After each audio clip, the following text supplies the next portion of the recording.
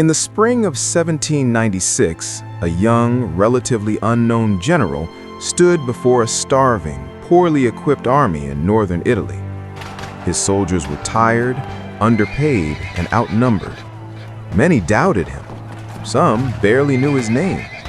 But within a single year, this same army would shatter empires, rewrite the rules of warfare, and turn that young general into a legend, Napoleon Bonaparte. The story begins not with triumph, but with desperation. France, still reeling from the chaos of the revolution, was surrounded by enemies. Monarchies across Europe feared the spread of revolutionary ideas and had formed coalitions to crush the French Republic. Among these battlefields, northern Italy seemed almost secondary, a distant front compared to the main theaters in Germany. It was there, in 1796, that Napoleon Bonaparte was given command of the Army of Italy. At just 26 years old, Napoleon was an unlikely choice. He was small in stature, Corsican by birth, and had only recently gained attention during the siege of Toulon. Many senior officers saw him as inexperienced. The army he inherited reflected that lack of confidence. Ragged uniforms, empty supply wagons, and morale so low that desertion was common. When Napoleon first addressed his troops, he didn't pretend things were fine. Instead, he acknowledged their suffering. Then he made them a promise. "Soldiers, you are hungry and naked. I will lead you into the most fertile plains in the world. Rich provinces, great cities will be in your power." It wasn't just a speech, it was a contract. Victory would bring reward, and more importantly, it would bring purpose. Napoleon understood something many generals did not. An army doesn't just fight with weapons, it fights with belief. From the very beginning, his approach to warfare was different.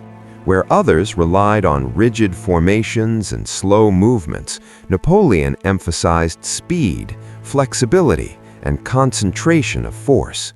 He believed in striking quickly, overwhelming isolated enemy units, and maintaining constant pressure.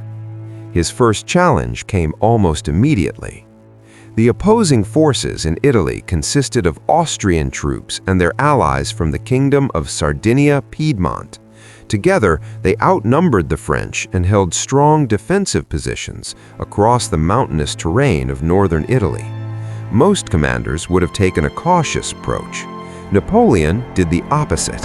He moved fast, faster than anyone expected. Instead of facing both enemy armies at once, he identified a gap between them. With incredible speed, he drove his forces straight into that gap, effectively separating the Austrians and the Sardinians. This was the beginning of a pattern that would define the entire campaign.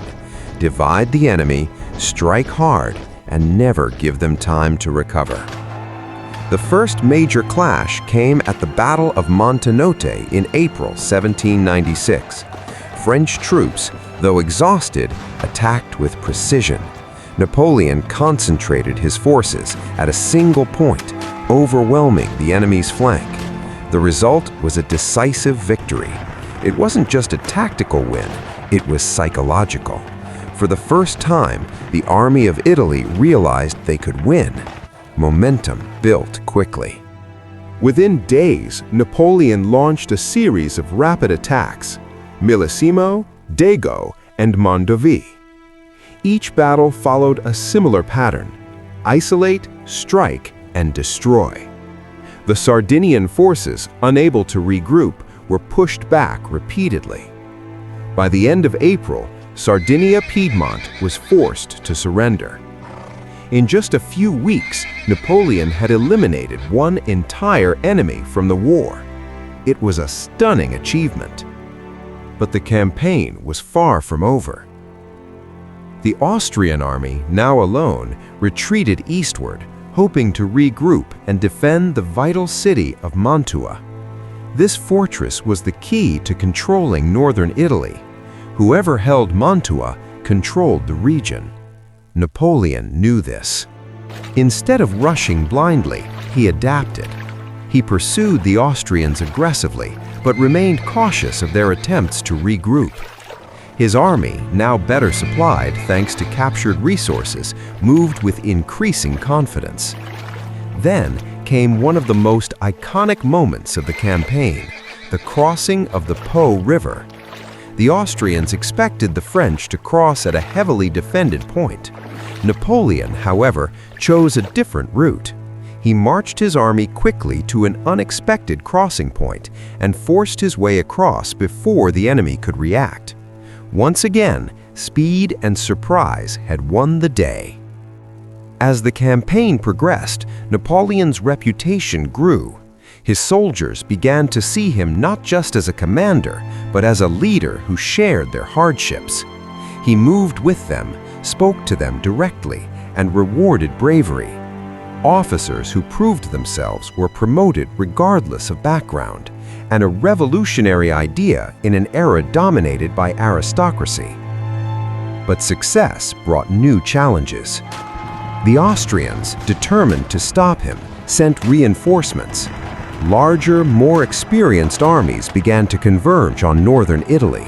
The situation became increasingly dangerous. It was during this phase that Napoleon faced one of his greatest tests, the Battle of Lodi. In May 1796, French forces encountered an Austrian rearguard defending a bridge over the Adda River near the town of Lodi. The bridge was long, narrow, and heavily defended with artillery. Crossing it under fire seemed almost impossible. Many of Napoleon's officers advised caution. Some suggested waiting for a better opportunity. Napoleon refused. He understood that hesitation could cost him momentum, and momentum in this campaign was everything. Under intense cannon fire, French troops prepared to charge the bridge. The situation was chaotic. Smoke filled the air, explosions echoed across the river, and men hesitated at the edge of what seemed like certain death. Then, something remarkable happened. Napoleon personally moved forward, rallying his troops. Whether he physically led the charge or simply inspired it remains debated, but the effect was undeniable. The soldiers surged forward, crossing the bridge in a wave of determination. It was brutal.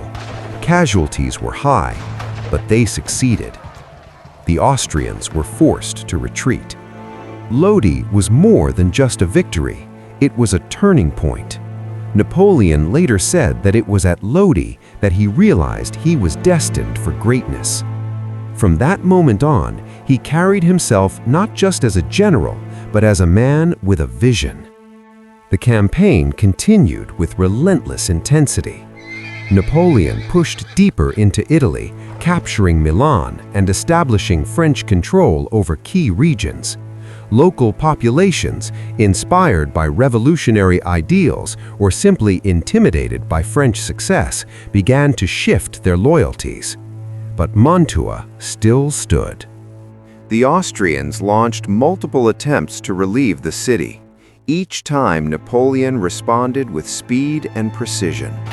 Battles at Castiglione, Bassano, and Arcole showcased his ability to adapt under pressure. At Arcole in particular, the fighting was fierce and chaotic. The terrain was marshy, the conditions difficult, and the outcome uncertain. Yet Napoleon once again demonstrated his willingness to take risks, pushing his troops forward and refusing to retreat. Finally, in early 1797, the decisive moment arrived. The Austrians made one last major attempt to break through and relieve Mantua. The confrontation culminated in the Battle of Rivoli. Rivoli was a masterpiece of battlefield awareness. Napoleon recognized the enemy plan and positioned his forces accordingly. Despite being outnumbered, he used the terrain to his advantage, concentrating his troops at critical points and launching counterattacks at exactly the right moments. The Austrian army was overwhelmed. It was their final chance, and they lost it. Shortly afterward, Mantua surrendered. With that, the campaign was effectively over. In less than a year, Napoleon had transformed a broken army into a dominant force. He had defeated multiple enemy armies, captured vast territories, and forced Austria to seek peace. The Treaty of Canto Formio, signed in October 1797, ended the war between France and Austria. It marked a major shift in the balance of power in Europe. And at the center of it all was Napoleon Bonaparte. His rise was no longer in question. It was undeniable. For American audiences today, the Italian campaign of 1796 to 1797 feels almost cinematic. A young, underestimated leader takes control of a struggling force, outmaneuvers larger armies, and achieves victory through intelligence, speed, and bold decision-making. But it wasn't just luck or ambition. Napoleon's success came from a deep understanding of warfare, human psychology, and timing. He knew when to attack, when to deceive, and when to inspire. He turned weakness into strength. He turned chaos into opportunity. And most importantly, he turned a forgotten army into a legend. But as with all great stories, this was only the beginning.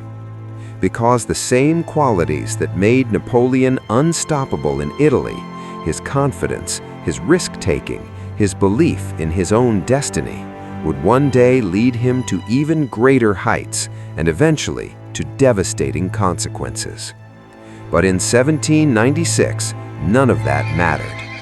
In 1796, Napoleon Bonaparte achieved his first great victory, and the world would never be the same again.